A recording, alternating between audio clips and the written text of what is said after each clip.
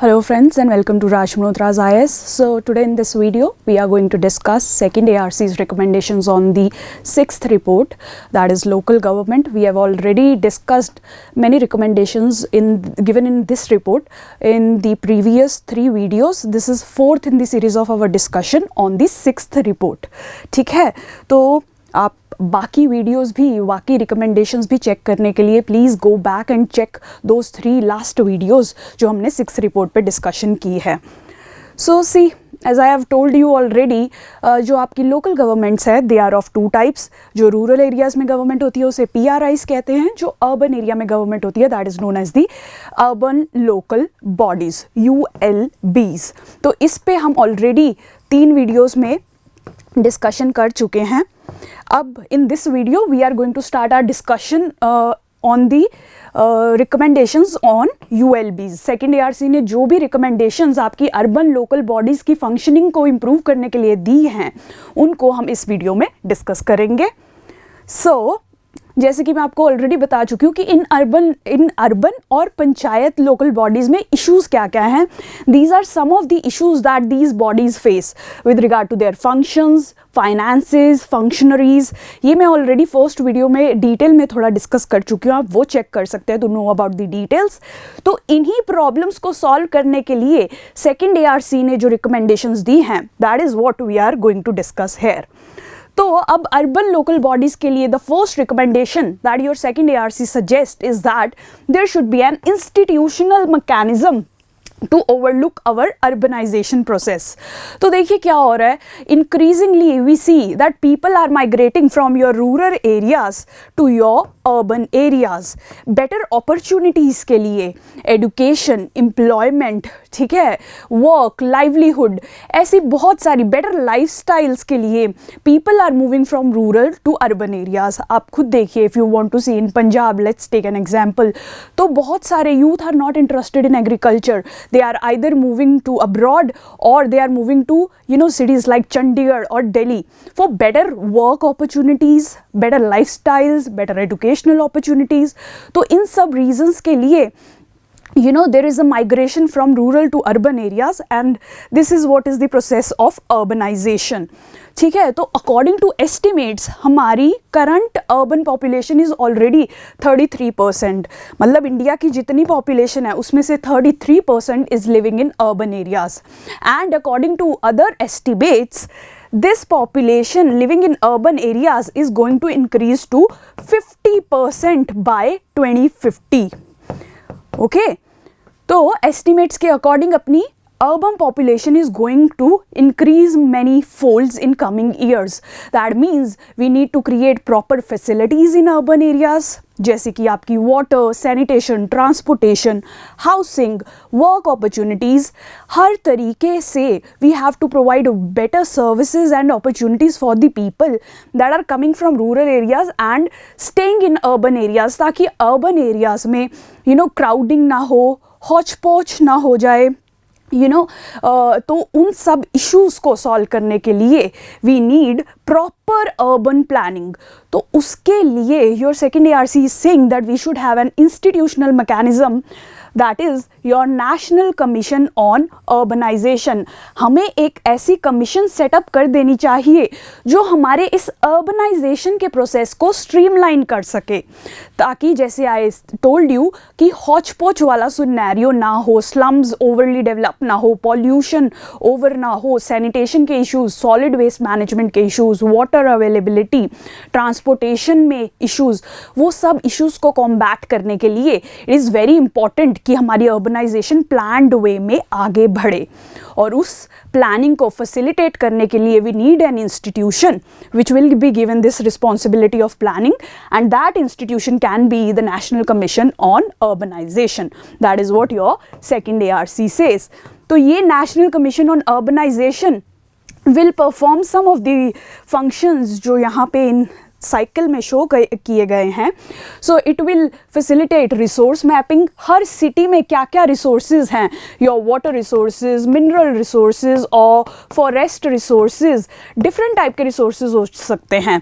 तो ये जो कमीशन है उन सब रिसोर्सेज को मैप करेगी, रिकॉग्नाइज करेगी एक सिटी में, and will help us use those resources in a better and a planned manner. Okay, तो एक ये फंक्शन परफॉर्म कर सकती है. उसके बाद स्पेशियल प्लानिंग, कैसे अपनी सिटीज़ की लोकेशंस को, स्पेसेस को, how we can use it in a better way. जैसे कि इंडस्ट्रीज़ आप आउटस्कर्ट्स पे लगा दीजिए ताकि pollution level inside of the cities कम हो, क्राउडिंग कम हो, आपकी सिटीज़, आपके हाउसेज में इतनी लेवल्स ना हो कि स्काईलाइन पूरी ब्लॉक हो जाए. ये सब कुछ एग्जाम्पल है स्पेशल प्लानिंग की. एक्यूरेटली अपनी सिटीज़ को प्लान करना, जैसे कि आपने इंडस वैली सिविलाइजेशन में देखा होगा that the cities were one of the best planned cities in your Indus valley civilisation. तो वैसी टाइप्स की cities, organised and structured cities create करने के लिए it is very important that we conduct spatial planning. So here also the national commission on urbanisation can help us in performing that spatial planning. Okay, the next function it can perform is providing civic amenities. जैसे कि आपको बताया मैंने, water, sanitation, housing, transportation, all these are considered under civic amenities. तो इनको भी accurately हर population के citizen को provide करने में the National Commission on Urbanization can help us plan better. Okay. The fourth function is migrant management. As I told you, people will be moving from rural to urban areas in the coming years. So, to provide these migrants adequate job opportunities, adequate housing opportunities, good food, all that stuff has to be provided to these migrants to ensure inclusive growth. ऐसा नहीं होना चाहिए कि slums पे slums बनते जा रहे हैं. जो migrants आते हैं, they are doing menial jobs, earning very less, they don't have educational facilities for their children, they don't have proper housing facilities, sanitation proper नहीं है, slums में disease outbreaks होते जा रहे हैं. ये सब चीज़ों को avoid करने के लिए it is better that we manage these migrant population very well, and for that your National Commission on Urbanization can act as an instrument. Okay, that is the next function that it can perform. The next can be the cities act as, the National Commission on Urbanization will ensure that your cities act as growth engines. ठीक है, जैसे मैंने आपको बताया ये सब planning and all, providing good facilities, these will act as a way to grow your city in an inclusive and sustainable manner. Future population के लिए, environment के लिए, migrants के लिए, everyone it will include, और जो ग्रोथ प्रोसेस होगा that would be inclusive, sustainable, and cities will become an engine of growth. Okay, तो ये सारे फंक्शंस ये इंस्टीट्यूशन जो आपका परफॉर्म करेगा. सो प्रॉपर अर्बनाइजेशन के लिए second ARC recommends that we should have such an institutional mechanism. Okay, that is the first recommendation. The second recommendation of your second ARC is that we should have proper activity mapping for your urban local bodies. We have discussed this point in the PRI's discussion also. अब देखिए ULBs में भी आपके various levels होते हैं, जैसे कि municipal commission और म्यूनिसिपल काउंसिल फर्स्ट लेवल हो सकता है, कॉर्पोरेशन और municipal council. The next level is your ward committees, then the area sabhas. ठीक है, तो मतलब ऐसे वेरियस लेवल्स पे हो सकती है. आपके डिस्ट्रिक्ट लेवल पे अर्बन बॉडी, आपके उससे ब्लॉक लेवल पे, and then your lower levels. तो हर जो टीयर है आपकी गवर्नमेंट का, ठीक है, जैसे आपके पंचायत में होता है, डिस्ट्रिक्ट पंचायत होती है जिसे हम ज़िला परिषद कहते हैं. Then there is intermediate panchayat which is called as panchayat samiti. Then there is village panchayat और ग्राम सभा और ग्राम पंचायत. तो ठीक है, तो हमने इनमें functions divide कर दिए that you will be involved in such and such function, the another level, the next level will be involved in next set of functions, and the topmost level will be involved in some other set of functions. तो उसी तरीके से the second ARC is saying कि ULBs के regard में भी we should distribute these functions among the different tiers of your local government. ठीक है, पहले तो ये सारे tiers create किए जाने चाहिए on the urban centers in the urban cities, and then there should be a division of functions among these tiers, ताकि एक तो किसी को ओवरबर्डन ना करें, जो लेवल बेस्ट एक फंक्शन परफॉर्म कर सकता है उस पर वो फंक्शन दिया जाए। तो इस तरीके से एक्टिविटी मैपिंग करनी चाहिए। जैसे कि आपकी एरिया सभा which is closest to the people, it can be involve in developmental facilities, जैसे कि स्कीम्स की डिलीवरी के लिए बेनिफिशरीज़ को आइडेंटिफाई करना, स्कीम्स डिलीवर करना, तो वो सब आपकी एरिया सभा कर सकती है। फिर उससे ऊपर वाला लेवल है ward committee. So this can be involve in providing all दो सिविक कम्युनिटीज़, सैनिटेशन, वाटर वगैरह, ये बड़े लेवल पे किया जा सकता है। ओवरऑल सिटी प्लानिंग के लिए we can use the municipal corporation और municipal council. That is how you can map the various activities that will be performed by different levels of your urban local bodies, the tiers of urban local bodies. Okay, that is what this recommendation suggests. Next is, जैसे मैंने अभी बताया, second ARC says कि हमें local government, urban local government है, we should divide that urban local government into various tiers. ठीक है, tiers मतलब लेवल्स है, हायरार्की के levels, first level, second level, third level. First level पे म्यूनिसिपल काउंसिल होनी चाहिए, then there should be your ward committees, then the area sabhas in a city. तो ऐसा सेकंड ARC सजेस्ट क्यों कर रही है?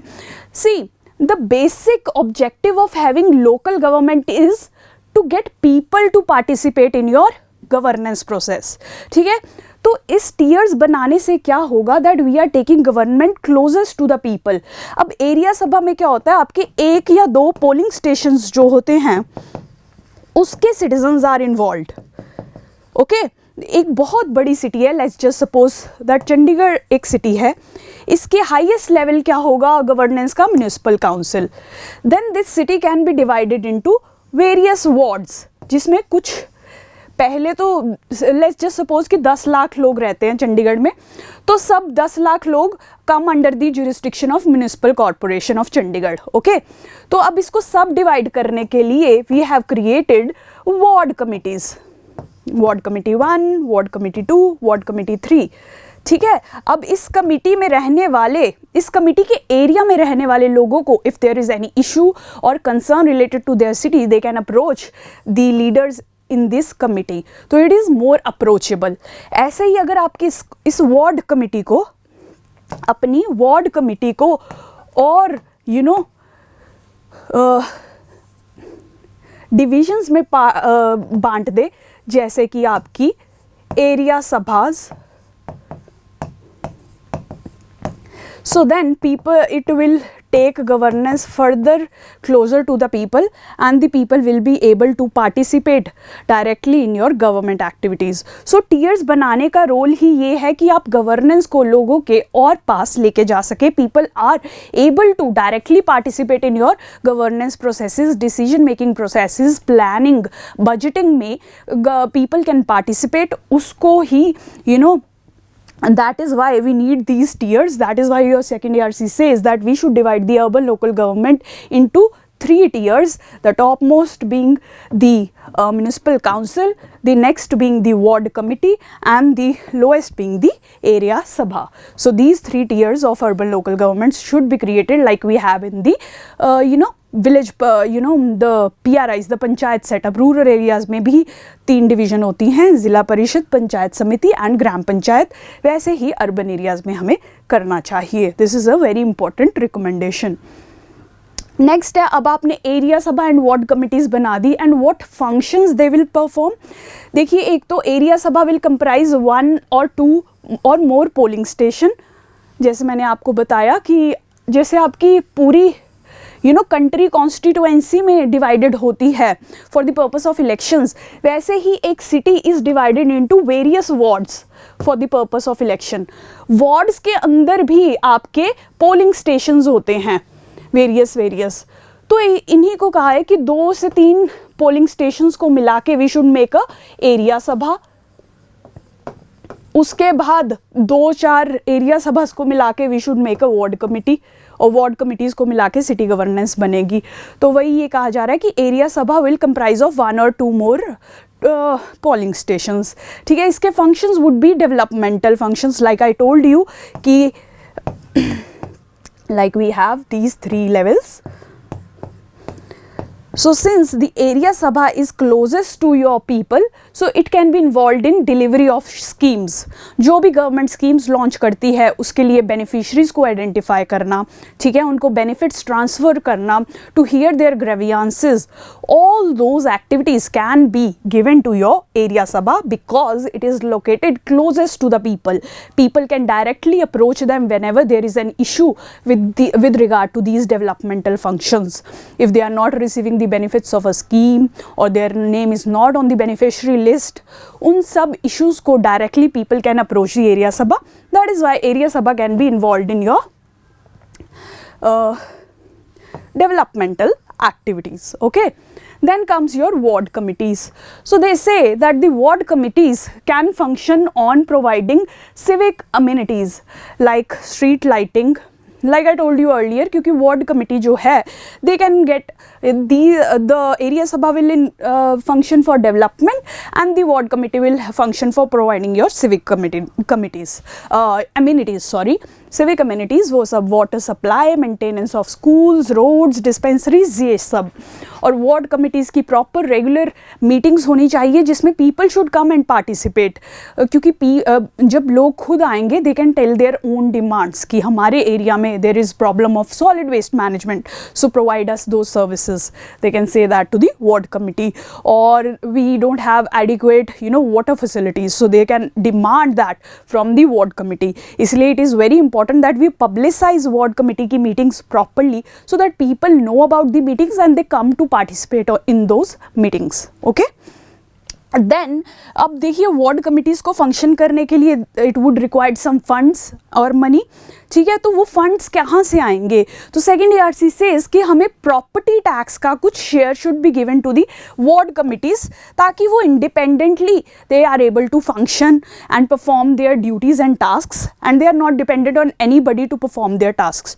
तो इसीलिए फाइनेंशियल एम्पावरमेंट के लिए वार्ड कमिटीज की we should provide the provision of giving some share of your property tax to the ward committees. Okay, that is with regard to these tiers of the government. Now the next set of recommendations that your second ARC makes is with regard to the city government. Okay, तो पहले देख लेते हैं कि city government का structure क्या है. तो देखिए बेसिकली आपकी एक सिटी काउंसिल होती है, then there is an executive branch. Now if you have to relate it central level पे, यू सी वी हैव एक तरफ हमारे पास होती है parliament, okay, and then we have the executive, okay, which is mainly your council of ministers. ठीक है, तो ऐसा ही स्ट्रक्चर आपका सिटी लेवल पे है. There is your council, city council, and then there is your executive branch. जब आप elections में म्यूनिसिपल काउंसिल या म्यूनिसिपल कॉर्पोरेशन की इलेक्शंस में वोट करने जाते हैं, you are going to select the members of city council. जब आप वोट डालने जाते हैं, if you have ever voted in your municipality के elections, you are actually voting for making the members of city council, जो कि आपकी planning और लेजिस्लेटिव प्रोसेसेस में you can say are involved. Now these members जो भी आपने select किए 1, 2, 3, 4 whoever you have selected there, they will elect their representative which is the chairperson or the mayor who overlooks the executive branch. तो अब इन्हीं सभी aspects के related second ARC ने इन सब चीज़ों में कुछ रिफॉर्म्स लाने के लिए second ARC has made some recommendations which we are going to discuss. तो सबसे पहली recommendation that the second ARC makes is that we should have a directly elected mayor. Okay, अभी मैंने आपको क्या बताया, that the members of this city council elect your mayor, chairperson और mayor you can say. So that means your mayor is indirectly elected. Your mayor is indirectly elected by the members of the city council. तो second ARC कहती है कि we should get a directly elected mayor. So why is this directly elected mayor important? Let's discuss on that. सो जैसे हमने पहले भी we have discuss the issue of parastatals, तो urban governance में बेसिक इशू क्या है कि there are so many bodies everywhere in your urban area cities, कुछ सेंटर से रिलेटेड, कुछ स्टेट से रिलेटेड, कुछ योर लोकल गवर्नमेंट से ही related, who are performing same set of functions. तो there is lot of overlapping, there is lack of responsibility और accountability fixing. तो इन सब इश्यूज को रिजॉल्व करने के लिए we can have one empowered directly elected head of state, head of your urban governance, who can be your the mayor. So this person would be responsible for all the activities that are happening in the city. We will be able to directly fix his accountability, क्योंकि हमने उसको empower किया है. We have elected that person and every other body would come under the control of the mayor. That should also be a provision कि mayor इतना empowered होना चाहिए that it can overlook the functioning of all the bodies acting in the city, and then people will be able to ask for accountability from this mayor.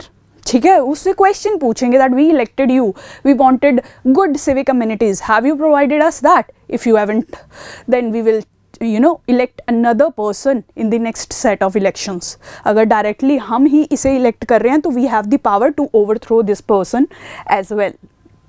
Okay, so that is the benefit of having a directly elected mayor. Also it provides for representativeness. अब हम city के लोग ही अपने बीच में से एक अपना head चुनेंगे who will be our elected mayor. So it provides representativeness to the people of the city. Okay. उसके बाद लीडरशिप डेवलपमेंट भी होता है. आप देखिए जिसे आप मेयर सिलेक्ट करेंगे that person will develop many skills related to planning, finance, policy management, policy sciences. So this person will can act as your CM, PM, MLA, MP in future. So you are building leadership for your cities. आप देखिए US की cities में तो city mayor का बहुत prominent role होता है because they have an empowered city mayor जिसके पास फाइनेंसेस का भी पावर होता है. अपने खुद के फाइनेंसेस होते हैं सिटीज़ में. बहुत सारे फंक्शनरीज, सिटी के सारे फंक्शनरीज मेयर की कंट्रोल के अंदर आते हैं. तो इस वजह से this mayor is able to work very efficiently. इसीलिए आप देखते हैं कि USA, कनाडा वगैरह में the cities are very well managed because there is one leader who is responsible for delivering all the city services and people can hold him accountable through the means of direct elections. तो वैसा ही system we need to create in India. That is what your second ARC is recommending in this point. Currently तो आपके councillors, city councillors are electing the mayor as I told you. Okay, so this is the first change with regard to city structure that has been recommended by your second ARC. Okay, the second change that second ARC says is that कि your mayor should be head of both the city council and the executive branch. Okay, currently some cities have a separate chairperson and the executive branch is headed by mayor. So इससे क्या होता है, there are two people holding responsibilities. There is not one leader at the city level. So there is confusion, there is lack of coordination, there are conflicts. तो इन सब issues को resolve करने के लिए your second ARC says that we should make mayor as the chairperson of the city council also. The functions of chairing the municipal council, that is your city council, and exercising the executive authority in your executive branch in the urban local government should be combined in the same functionary, that is the chairperson or mayor. एक mayor एक head होना चाहिए who will head both the city council as well as your executive branch. This will make your city plans and this will implement those city plans. और इनका overall head कौन होगा? Your one elected mayor, single elected mayor. Okay, that is what is being recommended here. This will facilitate harmonious functioning. As I told you, अगर आप दो लोग रख देंगे, there is possibility and chance of conflict between the legislative body and the executive body. So it is preferred कि city पे we have minimum conflicts in the government structure. For that we should have single elected mayor who is the head of both the city council or the municipal council as well as the executive branch. Okay. That was it about this set of the video. Some more recommendations are there with regard to your urban local bodies that we will discuss in the next video. If there is any doubt, you can post it in the comment section. We will respond to that. Thank you so much for watching.